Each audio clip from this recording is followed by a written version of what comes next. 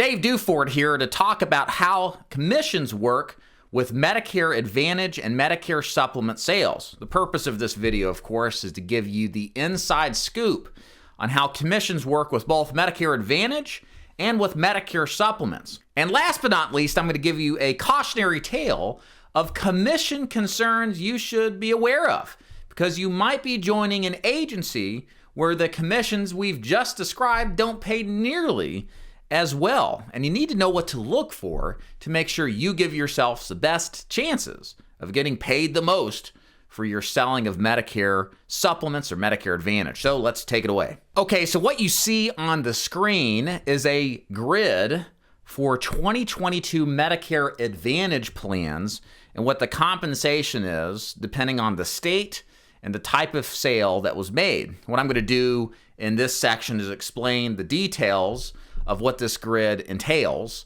and then kind of go over some factors that you need to be aware of getting into the Medicare Advantage sales side of the business. So first of all, you see on the screen here where it says the national or the initial national commission.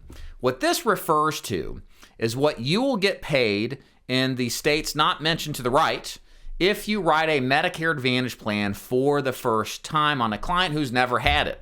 So for example, let's say your client is aging into Medicare. They're deciding on whether or not they want a Medicare Advantage plan or a Medicare Supplement, and they choose the Advantage plan. Since they've never had an Advantage plan before, and you write a Medicare Advantage plan on them, you're gonna get paid that full commission, which in the first year for 2022 plans is $573 cold hard cash. This also applies if they were disabled or started Medicare late and never had a Medicare Advantage plan before. And either way, if they've never had one, you're going to get that first time full commission no matter what age they ultimately start Medicare and at what age they ultimately get their first Medicare Advantage plan. Of course, in the Medicare space, the real fun part of the business is on the residual and renewal side of the business. And as you can see on the grid here, the renewal years for the business and the second year and beyond, so there's no cutoff date, is $287 in full commission each year thereafter that the client continues to keep that Medicare Advantage plan. Now, in most cases, just so you know, in the renewal years, that $287 is paid on what we call an as-earned basis. All that means is that you take $287 divided by 12, and whatever number that is what you will get deposited into your bank account each and every month, assuming the client retains that policy with you. And of course, if you live in these other states or DC mentioned to the right, with the exception of Puerto Rico and U.S. Virgin Islands, you do get paid a little bit more because, of course, it costs more to live there and the government deemed it necessary to pay you more to offset for that higher cost of living. So a lot of you out there will not just be writing Medicare Advantage plans for the first time, you'll also will be replacing inferior Medicare Advantage plans with new plans that improve the coverage quality for your client. And because they've already had a Medicare Advantage plan, you're not going to get paid that full commission, you're going to get paid a different commission. What I'm going to describe to you now is exactly how commission works on replacements of existing Medicare Advantage plans. So if we go back to that grid over there, you'll see the 287 renewal years. Basically, what you will be paid on any replacements of existing Medicare Advantage plans is that renewal rate prorated to what the actual effective date is. So let me take a little bit of time to better explain this so that you can have an easier time of understanding what you can expect to get paid on replacement plans.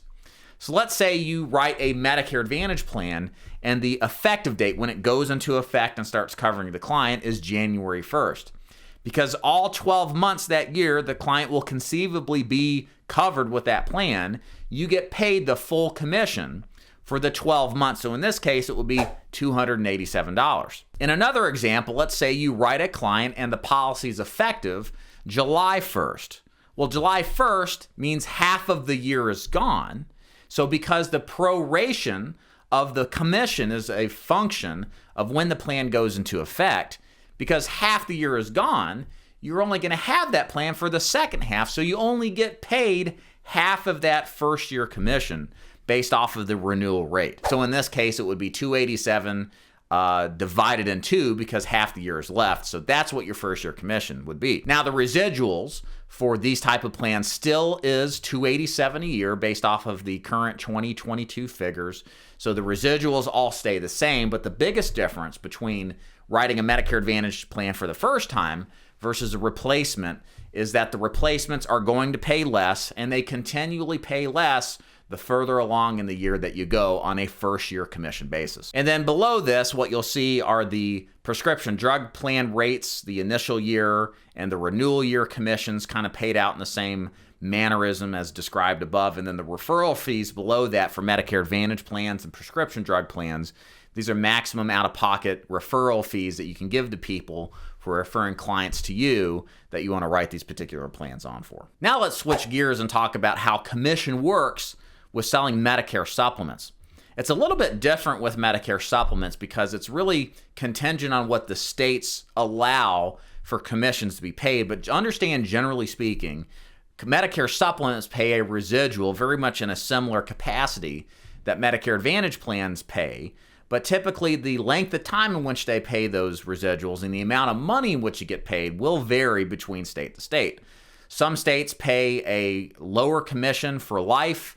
Others, in most cases, what we've seen in most cases where Medicare supplements are available and commonly sold, usually pay a flat percentage for 6 years. And generally speaking, with most carriers, the going street level rate, which is kind of the best commission level you can get as a new agent or an experienced agent, sometimes you can negotiate higher, of course, based off your proof of production, is around the 18 to 20% range. Again, that can vary a lot, but that's about what to expect. And the annual premiums for these Medicare supplement plans that percentage is based off of, it can range from $1,200 to $1,800. So all you would do is take, let's say, 20%, multiply it by $1,200. That gives you around a $240 per year commission. If it's an older client with a plan that's going to be priced higher, it's $1,800 times 20%. That's $360. So that's a rough estimate. It's going to vary. But that's a rough estimate of what you will be paid in most of the major states that Medicare supplements are in on a yearly basis, typically for 6 years is the norm, although it will vary state to state by a good bit. So now that you know how the commission pays, let's talk about the X factor concern that you need to be aware of. And if you are brand new to the Medicare space or to the insurance space, you're ignorant. And I don't mean that in a negative way. It's just the state of mind that we're all in when we first start any kind of venture, right? We're learning as we go. But a lot of the agencies out there will take advantage of your ignorance and not pay you what you should be paid, or not set up your arrangement of affiliation with the companies in the most opportune way as you should be concerned with. So here's what I mean. A couple of things you need to be concerned with. Number one, are you being paid directly from the company? So here's how I mean by that. In most cases, if you're an independent agent where you own your book of business, more on that in a minute, you should be paid directly from the carrier. So in your bank deposit statements, you're getting paid directly from the carrier. If you're an employee of a company, you should be paid directly from the Medicare supplement company or the agency you're affiliated with. The problem with that is that typically if you're not paid direct from the company, you don't own your book of business.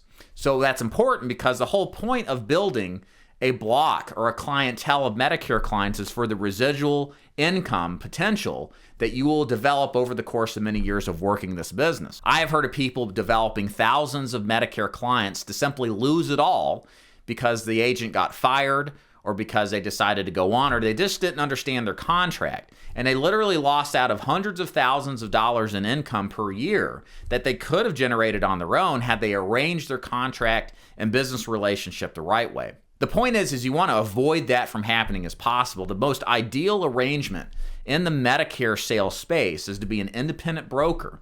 It's to have appointments through agencies, but that will set up your payments to be directly deposited into your account as far as your commissions go. And last but not least, you want to make sure that you own your book of business. Again, one of the strategies that are out there that a lot of agencies employ is that they will recruit agents to come on board and sell Medicare, and they'll promise them this residual income dream that is fantastic if you put enough time and effort into it. But what they don't uncover is that you are actually building the owner's residual income dream because the book of business is actually owned by the agency owner, not the agent. So all the while you're building this residual income you're very proud of and you've accomplished a lot. You simply do not own the clientele list. So as soon as the agency goes under or fires you or whatever, you have no right to those clients. You probably signed off on a non-compete, and you certainly don't have the contractual ability to continue to get paid like you were. That all that money now goes to the agency owner. My point here is this: the Medicare business is awesome. Whether you sell Medicare supplements or if you lead with Medicare Advantage like what we do at DeFord Insurance Group, my concern for you as an agent getting started is to make sure that you set up your business relationship as opportune in your favor as possible. There are so many agents that come into this business with skills, that can pay the bills, that do very well in Medicare, but they don't own their book of business. They don't get paid directly from the carrier. And they're in a world of hurt when the time comes where this beautiful business comes crumbling down on them, and they have absolutely nothing to show for the years of effort that they put into it. So bottom line, do your due diligence, look at agencies, see what they offer. And my recommendation is to join an independent agency and make sure that you're treated as a business partner, not an employee, because building that book of business that is your business is really a life changer to generate significant passive income with effort constantly producing over many years is absolutely worth it. And you want to make sure you're set up the right way in the beginning. If you'd like to learn more about joining my agency to sell Medicare, we recruit agents nationally. We have a complete sales and marketing turnkey system. Whether you're new or experienced in insurance and you are committed and convinced that the Medicare business is great and you want to be a part of it, go to davidduford.com/Medicare-Advantage in order to get a rundown of how our Medicare sales and marketing system works to see if what we do is a good fit for you. Thank you so much for watching. We'll see you next time.